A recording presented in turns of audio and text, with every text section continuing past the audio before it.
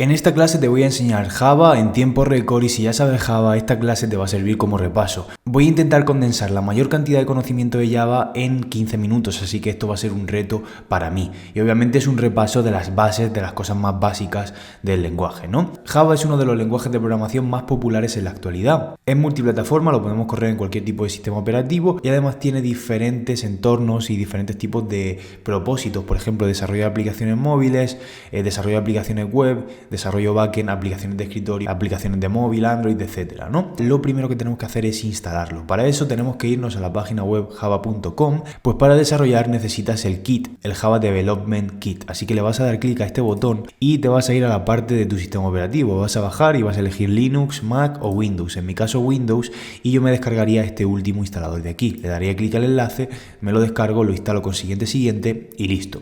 Una vez que tenemos esto ya, debemos ir a nuestro editor de código. En mi caso voy a utilizar Visual Studio Code, aunque podríamos usar NetBeans, Eclipse o cualquier otro entorno de desarrollo también conocidos para Java, ¿no? Y aquí debemos irnos a la parte de extensiones y buscar esta extensión, Extension Pack for Java. Esto básicamente es un kit de extensiones que nos van a dar el IntelliSense, el autorreconocimiento de código y la ayuda de código para programar en Java dentro de Visual Studio Code y también la posibilidad de poder ejecutar todo, ¿no? Una vez que hemos terminado y una vez que hemos instalado la extensión, va a tardar unos 2 o 3 minutos, pues nos va a aparecer esta pantalla de aquí y nos va a decir, oye, para trabajar con esta extensión de Java y para trabajar con Java debes tener instalado el JDK, que es lo que te he dicho que teníamos que tener instalado previamente, el Java Development Kit, ¿no? Y para comprobar que funciona debemos abrir una terminal, un CMD, una consola y ejecutar aquí el siguiente comando, java -version. Ejecuta este comando, le das a Enter y te va a decir esta salida. Esto significa que tienes Java funcionando y puedes ejecutar programas con Java y compilar programas con la máquina virtual de Java, ¿no? Vamos a crear un proyecto de Java. Vamos a darle aquí a este botón, Create Java Project, y aquí vamos a darle a No Build Tools para hacer un programa de Java nativo. En mi caso, el proyecto lo voy a tener en la carpeta donde yo suelo trabajar los proyectos de los cursos, etcétera. Nueva carpeta que se va a llamar Repaso Java. Bien, aquí tengo ya mi carpeta. Bien, pues ahora vamos con los primeros pasos y a crear nuestro primer programa. Vamos a ir a la carpeta src y aquí vamos a tener este archivo que es la clase principal de nuestro programa. Si te das cuenta ya tiene un mensaje de bienvenida por aquí. Vamos a crear nosotros nuestro primer programa con Java y vamos a poner aquí primer programa con Java. Esto va a ser el texto que me va a mostrar el programa. Sin embargo, nosotros podemos seguir haciendo más mensajes, es decir, yo puedo hacer aquí un system.out, que esto lo que va a hacer es sacarme algo por la consola y puedo hacer otro print. Hola, soy Víctor Robles. Y este sería mi segundo mensaje. La diferencia entre print y println es que ln te saca una nueva línea, una línea diferente y no te lo imprime todo en la misma línea de código, ¿no? Pues ahora, para ejecutar mi programa y mostrar nuestro primer programa por la consola, simplemente tenemos que darle clic aquí, Run Java, al botón de play de Visual Studio Code. Lo ejecuto, aquí tengo que permitir el acceso a todo esto, permitir acceso, y aquí vemos que se ha ejecutado el programa de Java, es decir, primero lo ha compilado y luego me lo ha ejecutado. Y como puedes ver ya nos muestra nuestro primer programa por la consola, nos muestra nuestro primer texto. Primer programa con Java, hola soy Víctor Robles. Otra cosa que tiene Java, al igual que otros lenguajes de programación, es la posibilidad de escribir comentarios de código. Un comentario de código es una instrucción que no se tiene en cuenta y existen dos tipos de comentarios de código por norma general. El comentario de una sola línea, es decir, por ejemplo, este es un comentario, que esto sería un trozo de código que no se interpreta en ningún momento, nunca va a aparecer en nuestro programa principal, y luego tenemos el comentario multilínea, que se define de esta manera, con la diagonal asterisco, asterisco diagonal, y dentro yo puedo poner lo que quiera, por ejemplo, esto es un comentario de código multilínea. Entonces esto simplemente son notas, anotaciones para los desarrolladores, pero nunca se va a interpretar. Es decir, si ejecuto el programa y lo compilo, veo que en ningún momento me muestra nada, solo me muestra el texto que tengo en los prints. Otro de los elementos más importantes que tenemos dentro de un lenguaje de programación son las variables. Las variables son simplemente una caja donde se guarda información, un espacio en memoria donde yo guardo un dato, donde yo guardo una información de cualquier tipo, ya sea un número, un texto, un array, lo que sea, ¿no? Entonces las variables en Java se crean de la siguiente forma. Yo debo especificar el tipo de dato, es decir, ya sea un entero, ya sea un string, ya sea un booleano. El tipo de dato que sea yo lo debo especificar. Por ejemplo, si me creo una variable que se llame edad y le meto aquí 45, pues esto sería una variable dentro de Java, siempre especificando el tipo de dato. ¿Qué pasa? Que aquí me dice que la variable no está usada, pero bueno, eso no es ningún error. ¿Qué pasaría si yo le metiera un texto a la variable? Cuando yo he definido que es un entero, pues me va a generar un error, ¿no? También puedo crear variables de tipo string, por ejemplo, nombre, que sería el mío, Víctor Robles. Y cuando son un string deben ser ser definidas de esta manera, en mayúscula lo que es la primera letra de la palabra string. Entonces de esta manera yo me defino mis variables. Y luego yo puedo imprimir esto perfectamente. Puedo hacer un system.out.print y puedo imprimir perfectamente la variable nombre o la variable edad o la que me dé la gana. Voy a ver que efectivamente me saca por la consola el nombre por aquí, Víctor Robles, ¿no? De todas formas voy a hacer un print ln aquí arriba para que me haga un salto de línea y poder verlo más claramente. Aquí lo vemos, ¿no? Voy a hacer cls para verlo más claro, vuelvo a ejecutar el comando y aquí veo que me imprime el contenido de mi variable, ¿vale? Si este contenido variara en algún momento, pues este valor de aquí cambiaría, ¿no? El valor que imprime, es decir, si yo ahora a nombre le doy otro valor, por ejemplo el valor Francisco, y cierro con punto y coma, ¿vale? Voy a ver que lo que me va a imprimir el programa va a ser Francisco, no Víctor Robles, porque ha sobrescrito el valor de la variable, ¿no? Bien, y relacionado un poco con las variables, podemos ver cómo funciona la concatenación. La concatenación no es más que unir en un string varias variables, es decir, yo puedo hacer aquí perfectamente otro system.out.println, y aquí arriba también me llamo, concateno el nombre con el más, concateno la palabra tengo y concateno aquí la edad, por ejemplo, y concateno la palabra años. De esta manera lo que estoy haciendo es crear una frase que sea me llamo Francisco, tengo 45 años, cogiendo el valor de las variables. Aquí nombre se sustituye por Francisco y edad se sustituye por el valor de la variable edad, que sería 45. Si guardo y ejecuto, voy a ver que efectivamente me dice me llamo Francisco, tengo 45 años. Me imprime la frase con la concatenación. También hay otra forma de concatenar. Por ejemplo, podríamos hacer la misma instrucción, podríamos hacer lo mismo haciendo otro system.out.println y podría imprimir el mismo texto pero dándole un formato. Es decir, yo puedo hacer aquí me llamo $S para que ahí vaya una variable, tengo $D para que ahí vaya otra variable, años, ¿de acuerdo? Y entonces aquí le paso, por ejemplo, el nombre y le paso la edad. Y si te das cuenta, aquí me da un pequeño error, y esto es porque yo tendría que hacer un printf. ¿Por qué? Porque si hago un printf, automáticamente esto me está aplicando un formato. Simplemente se sustituye la S por el nombre y la D por la edad. Entonces imprimo ahora, si ejecuto, me saca el mismo resultado, ¿vale? Otra cosa súper importante dentro de Java es la entrada de datos. Con la entrada de datos, Java nos permite guardar un valor introducido por el usuario dentro de una variable. Y entonces en Java, si tú quieres recoger un dato, simplemente debes usar el escáner de Java. Es decir, yo debería crearme una variable que se llame scanner, o con el tipo de dato scanner, ¿no? Entonces yo, por ejemplo, lo puedo llamar sc y aquí yo puedo hacer new scanner. Si te has dado cuenta, automáticamente arriba de nuestra clase se ha hecho el import de la librería del scanner, ¿no? Porque si no importas las utilidades de Java, pues no las vas a poder usar. Afortunadamente, cuando usamos un editor de código, pues ya nos hace los imports automáticamente. Aunque, bueno, estos son temas que podríamos hablar largo y tendido, ¿no? Pues entonces aquí, cuando yo utilizo el new scanner, yo le debo pasar como parámetro lo siguiente, system.in, para que realmente cuando yo utilice el objeto sc, como parámetro se le pase lo que he introducido por el sistema, es decir, por la terminal, ¿no? Entonces, si yo hago aquí un system.out.println, le puedo preguntar al usuario, por ejemplo, ¿cómo te llamas?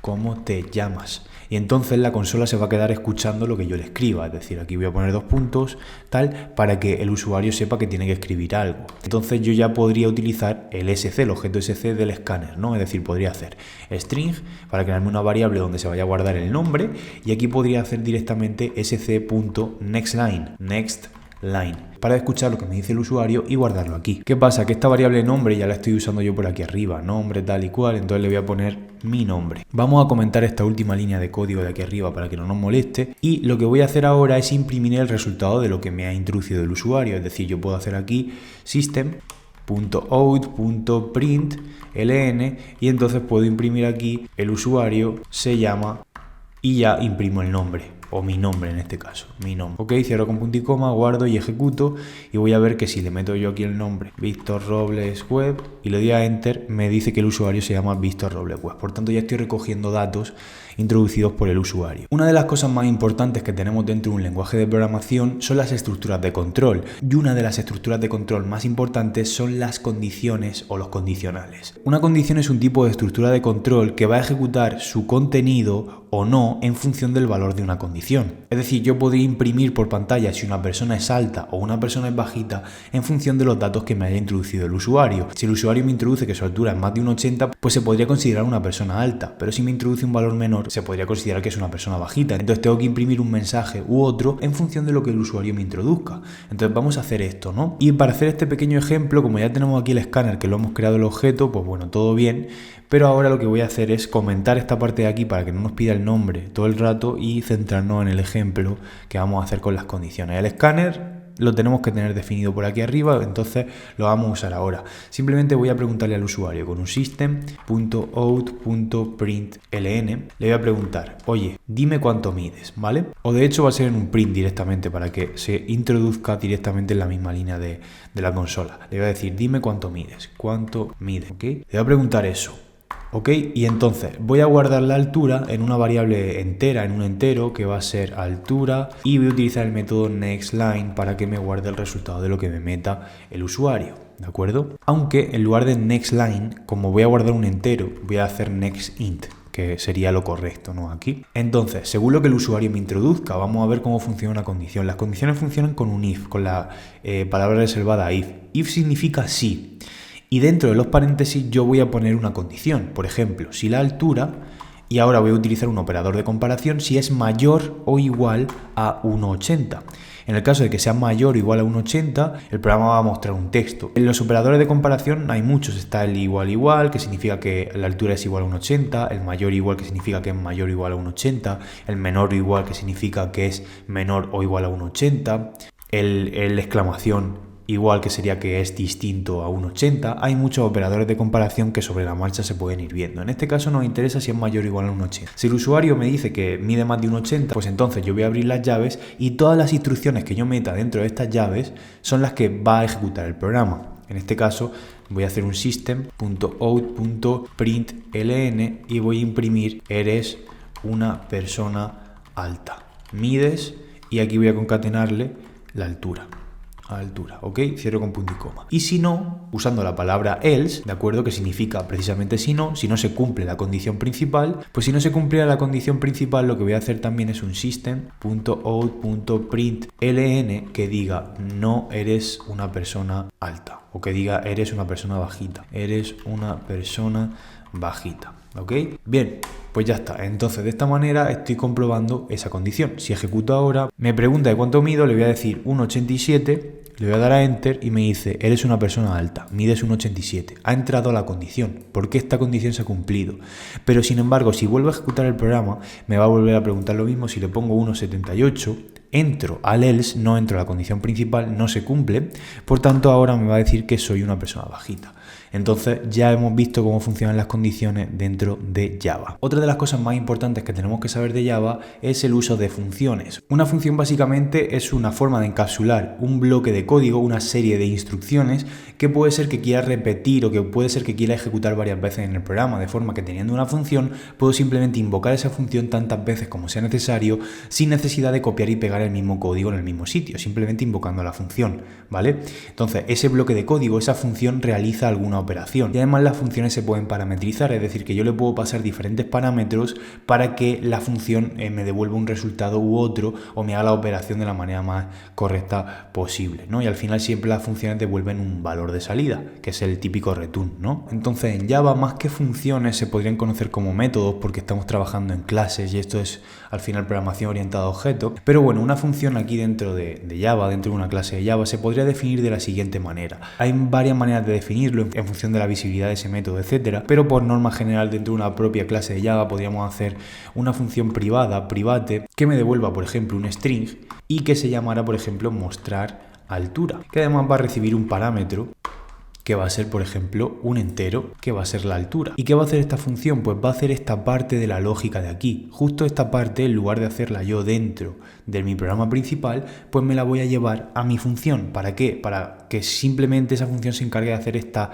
tarea independiente, ¿no? Que tiene el programa. Corto y lo pego aquí. Lo pego dentro de mi función que tengo aquí arriba. La pego por aquí. Entonces, ¿qué voy a hacer yo aquí abajo? Lo que voy a hacer simplemente es invocar a mi función. Lo que voy a hacer simplemente es un system.out.println y lo que voy a hacer aquí es ejecutar mi función, ¿cómo lo hago? Pues accedo al nombre de mi clase que se llama app, pues entonces tengo que hacer app punto y acceder a mi función mostrar altura, ¿ok? Y le paso la altura que el usuario me ha introducido en esta variable de altura. Y aquí me sigue dando error, pero no te preocupes porque no hemos terminado la función. Entonces tengo mi función mostrar altura, que lo que hace es recibir el parámetro de altura por aquí, que puede ser cualquiera que me introduzca el usuario. Al final lo que tengo que hacer con la función es tener una variable resultado, ¿ok? String resultado, y aquí voy a guardar el resultado de la variable. En un principio pues no va a tener nada, va a estar vacía, ¿no? Y lo que voy a hacer es darle un valor conforme las condiciones vayan ejecutándose. Es decir, si por ejemplo la altura es mayor a un 80, lo que voy a hacer es que al resultado le voy a dar el valor de eres una persona alta.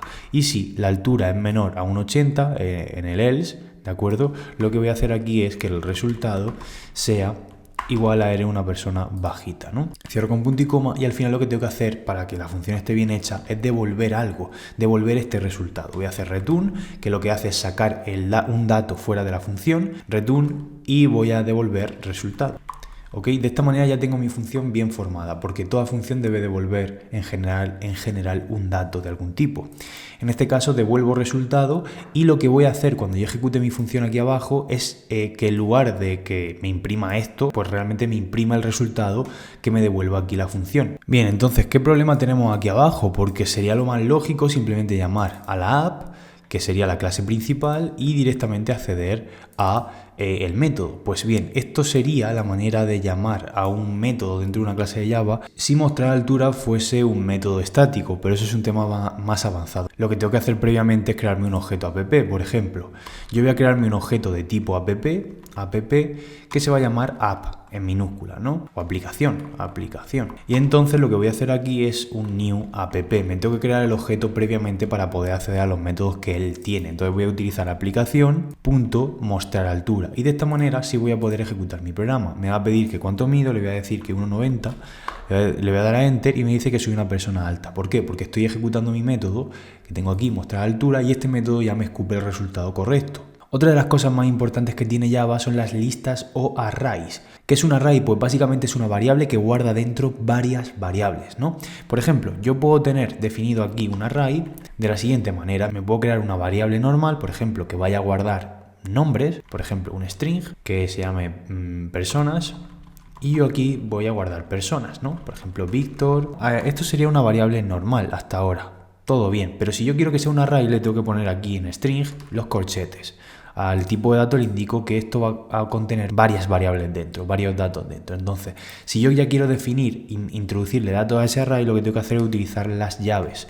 Utilizo las llaves y ahora mismo esto es un array de un elemento, pero le puedo meter más nombres, por ejemplo, Pedro, o por ejemplo Juan. Entonces esto sería un array de 3 elementos. Si por ejemplo quisiera imprimir cualquiera de estos valores, por ejemplo quisiera imprimir Pedro, pues tienes que tener en cuenta que los arrays empiezan a contar en 0. Este es el 0, el 1 y el 2. Entonces tendría que acceder al índice. Esos son los índices. Índice 0, 1 y 2. ¿Cómo puedo imprimir Pedro? Pues simplemente podría hacer aquí system.out.println y aquí imprimo, por ejemplo, accedo a personas y accedo con los corchetes, accedo al elemento, al índice que yo quiera. Si pongo el índice 1, accedo a Pedro y por tanto lo voy a imprimir. Voy a meterle por aquí lo que sea, tal, y me imprime Pedro. Si yo quisiera imprimir, por ejemplo, Juan, tendría que usar el índice número 2, ¿ok? Guardo, ejecuto, voy a ver que me saca el índice 2, que sería Juan, ese valor, ¿no? Por tanto, esto es un array y básicamente es una colección de variables, ¿no? Si quisiera modificar el valor, por ejemplo, de Juan, también lo podría hacer muy sencillamente. Es decir, cojo este dato de aquí, ¿ok? Cojo su índice y a este índice le cambio el valor. Le pongo Fran, por ejemplo. Cierro con punto y coma y guardo. De esa manera, si ejecutara ahora, ¿vale? Me saca Fran en lugar de Pedro o de Juan, que era lo que había antes, ¿no? Y relacionado un poco con esto, imagínate que tenemos un array de 500 elementos. ¿Cómo voy a estar imprimiendo uno y otro y otro y otro manualmente en un programa? Eso sería algo muy poco productivo. Pues para eso existe una estructura de control que es el bucle for. Es una estructura de control que me permite iterar. Va a recorrer cada uno de los elementos para mostrar cada uno de los valores que tiene un array, por ejemplo. Un bucle lo que hace es repetir un bloque de instrucciones tantas veces como sea necesario en base a una condición. Cuando deje de cumplirse una condición, se deja de ejecutar ese bucle, ¿no? Entonces vamos a ver los bucles, bucle for. Y el bucle for aquí dentro de Java se hace de la siguiente manera. Simplemente para recorrer este array que yo tengo, uso el bucle for y le digo, oye, quiero que me crees una variable que sea un string que se llame nombre, o nombre no, persona, por cada una de las personas, es decir, 2 puntos personas. Simplemente de esta manera recorro el bucle. ¿Y cómo puedo mostrar cada uno de los nombres? Pues muy fácil, simplemente hago un system.out.println y voy a imprimir por aquí, por ejemplo, un guioncito, un espacio y le voy a concatenar el nombre, en este caso persona, ¿ok? De esa manera voy a recorrer cada una de las personas y las voy a estar mostrando sin tener que yo estar imprimiendo cada uno de los datos manualmente. Si ejecuto voy a ver que, le meto aquí cualquier cosa, me saca los datos. Víctor, Pedro, Fran, que son todos los datos que tengo dentro de mi array, ¿vale? Pero si mi array fuera más grande, por ejemplo, tuviera nombres como Ana, Laura, Sonia, por ejemplo, y yo ejecuto el programa, voy a ver que sin necesidad de yo tocar nada de código ya, pues me imprime todos los nombres. ¿Por qué? Porque está recorriendo el array con el bucle. Y hasta aquí el repaso de Java en 15 minutos. Si quieres seguir aprendiendo programación y desarrollo con mucha más profundidad, tienes todos mis cursos en la descripción del vídeo y también en el enlace que aparece en pantalla. Entras a mi página web, te apuntas a todos los cursos que tienes ahí, te apuntas a todos, los haces y vas a aprender un montón de programación y desarrollo web para poder dedicarte a ello en un futuro. Así que nada, todos mis cursos en la descripción, apúntate porque te van a encantar y nos vemos en el siguiente vídeo. Suscríbete, activa la campanita y déjame un like.